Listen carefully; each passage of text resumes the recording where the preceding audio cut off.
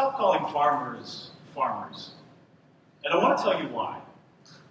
Think about what it is that farmers do. Grow food and soil. That's the only thing on this planet that takes death and decay and converts it back into life. And to fuel that process, they harvest bundles of energy and light from a distant star. Farmers, they're not really farmers at all. They're photon engineers. And I've been living and working alongside these mad scientists my entire life. I grew up in northern Wisconsin. It's a virtual patchwork of family farms. I spent the early part of my career working with smallholder farmers in Asia, Africa, and Latin America. And now, I live and work in Washington, D.C. I spend my days reminding lawmakers of the miracle of food production and of the dire consequences of getting it wrong. I'm here today to talk about ending global hunger in our lifetime, to put our successes and failures into context, and to remind my generation in particular that a zero-hunger world is not out of reach. And of this, I'm absolutely certain. We are winning the long game in the fight to end hunger. Take a look at these two headlines. World hunger is increasing thanks to wars and climate change. World faces unprecedented hunger as famine threatens 4 countries. Steven Pinker, the renowned psychologist, just recently released his latest book. And in it, he describes something called the availability heuristic. Now, this is the idea that people tend to estimate the likelihood of an event by the ease at which instances come to mind. Headlines like this, well, they come at us at warp speed today.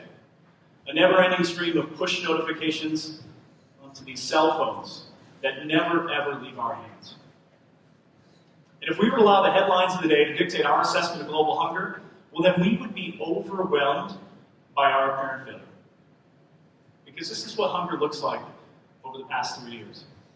This is what you're seeing in the headlines. 20 million people on the brink of starvation. After decades of decline, global hunger on the rise again. But I want to give you a little context. Because this is the general trend in hunger over just the past 10 years. We exist just beyond the end of this graph, at the end of a long line that is slowly but surely bending towards zero.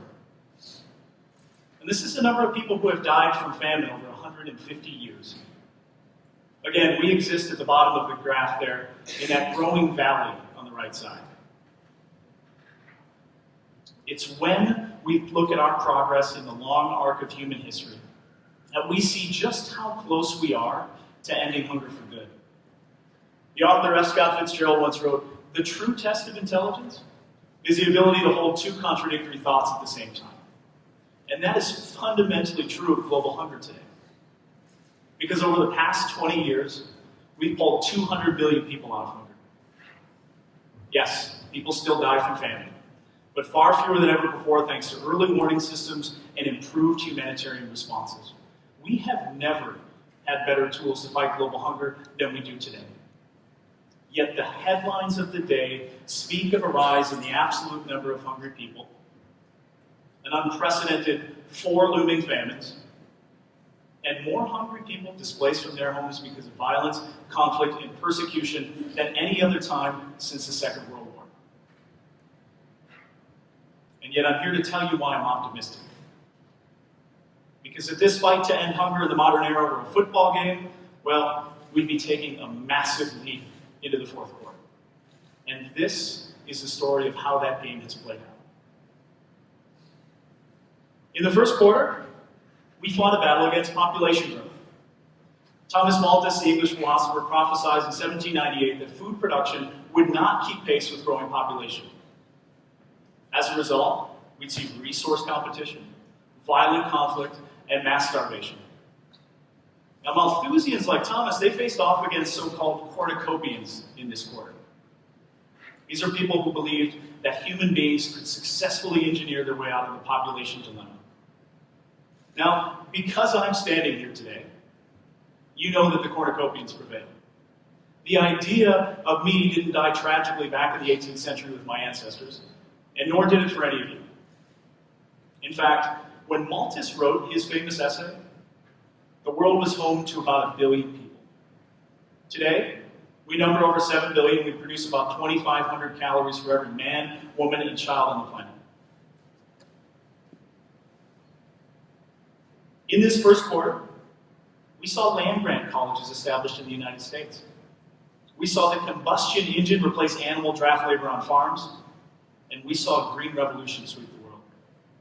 Generations after Malthus, this idea of the population bomb has been thoroughly debunked. But it brought us into the second quarter. And here, the central challenge in feeding the world was a natural continuation of the first. If we accept the fact that we can feed a growing population, the next logical question is whether we can do it sustainably. Years of industrial agriculture had wreaked havoc on our environment. In fact, the same technology that we used to fuel our bombs in the Second World War had been put to work in our fields. It can take 1,000 years to develop an inch of topsoil through natural processes, and we did away with a lot of it in just a matter of decades. These were incredibly fragile systems we were learning. And we know more about the surface of the moon than we do about the 3 feet of soil directly beneath us. And that's true. David Attenborough has a great quote that I really, really like. And he said, "If you believe that you can have infinite growth on a finite planet, then you're either a madman or an economist." And I would add 20th century farmer to that list. But it was here in the second quarter that we started to appreciate ecological tipping points. We started talking about things like planetary boundaries. We learned that agriculture was responsible for 25% of global greenhouse gas emissions, that we were making the climate change problem worse.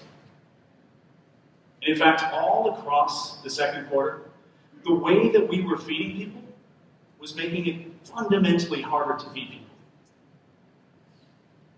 So we started to roll out common sense strategies like cover cropping and zero-till agriculture. We developed new plant varieties using genetic engineering, not just for commercial pesticide resistance like you always hear, but to deal with things like saltwater intrusion from sea level rise and drought from changing rainfall patterns. It was in this second quarter that we stopped treating soil like dirt. And just like that, we were in the third quarter. And here, we finally acknowledge that there is a link between agriculture and nutrition. And as crazy as that sounds, we had long considered agriculture and nutrition as 2 separate concepts. But thanks to research into child and maternal health, we learned that a child that doesn't receive proper nutrition in their first 1,000 days, from conception to their second birthday, will experience a lifetime of negative effects: physical, emotional, and economic. So we developed specialized food aid products, like Plumbina. It can bring a child back from the brink of starvation in a war zone or after a natural disaster. And we started to biofortify crops, just like the ones you see here, with things like vitamin A and zinc, so that we could take them out of the ground that way. And this is how we're closing out the third quarter. We've gone from simply trying to feed the world to trying to nourish the world. And across all 3 of these quarters, it has not been by the immutable laws of physics that hunger has declined, quite the opposite. It's been through the unlikely march of human progress against overwhelming odds. Hunger hasn't declined naturally, someone had to act. It was our ancient ancestors domesticating wheat in the Fertile Crescent 10,000 years ago. It was Norman Borlaug developing dwarf wheat in a laboratory in Mexico that would spark the Green Revolution.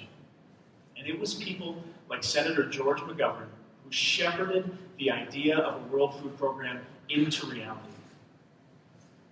This long struggle between humans and their natural environment, human beings have been putting their thumbs in the scale in ways big and small, tipping that balance in our favor. So I'll say it again.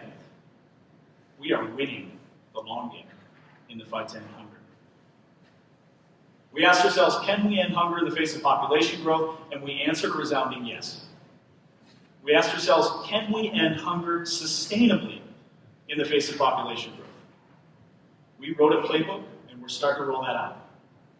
We asked ourselves, can we end hunger sustainably and nutritiously in the face of population growth? And that's the mission that we're currently on. Human beings have built a doomsday bunker for plant genetic material in the frozen Arctic of Norway. We are harnessing the power of the big data revolution to guide our tractors with satellite precision. And organizations like the World Food Program are using blockchain technology. That's the stuff of Bitcoin and cryptocurrency to deliver humanitarian assistance and improve the efficiency of their supply chains. We have thrown everything that we have at the problem of hunger, and it's finally starting to stick at scale. But we're entering into the fourth quarter. And many a game, as you know, have been lost here. And here in the fourth quarter, our progress in the fight to end hunger has collided head-on with a rise in global conflict. The former executive director of the World Food Program, Josette Shearns, once wrote, "Hungry people do one of three things. They revolt, they migrate, or they die." And we're seeing all three happen in abundance today. There has been a dramatic rise in the number of fragile states around the world. Some 60% of the world's hungry people live in conflict-affected countries, and 75% of stunted children live in those same places. But here's what's so critically important.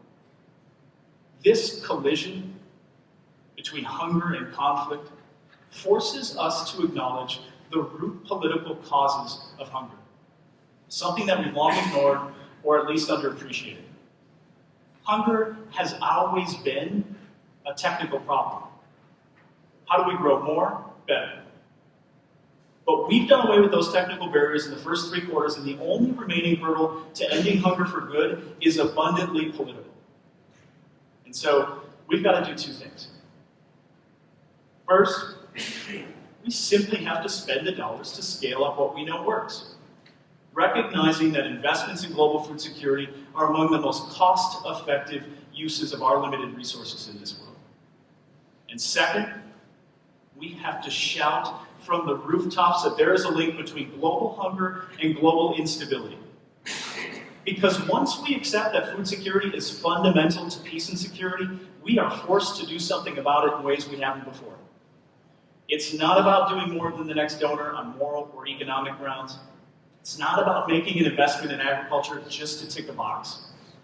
In the fourth quarter, food security becomes a pillar of global stability, and it absolutely has to, because that's how we finally get the job done.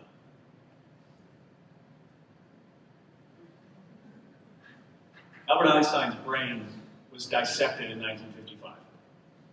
Now, the world wouldn't find out for another 20 years or so. But when the news broke that a scientist had been secretly studying Einstein's brain, museums and universities around the world flocked to get a piece of the action. But amid this debate, a renowned paleontologist quietly recorded this profound thought. He said, "I'm somehow less interested in the weight and convolutions of Einstein's brain than in the near certainty that people of equal talent have lived and died in cotton fields and sweatshops." And I think about this every single day in my job. Because an even greater number of people have died from hunger. And here's what I know to be true. The next big idea that changes the course of humanity, the next Einstein-sized idea, may come from an unsuspecting place, but it will not come from the mind of a child who's stunted. We are the zero hunger generation. We are the first generation in human history capable of watching hunger stop. And think about what that means in practice. Because human beings have been on this planet for 150,000 years, and for the first 149,950, the baseline condition for our species has been poverty, hunger, and desperation. And yet here you are, it's 2018, you're in an auditorium in Dallas, you're fully aware of the problem, and you have all the tools to get the job done. In the long arc of human history, when we choose to take that critical step back, we see that the world has never been more full of promise.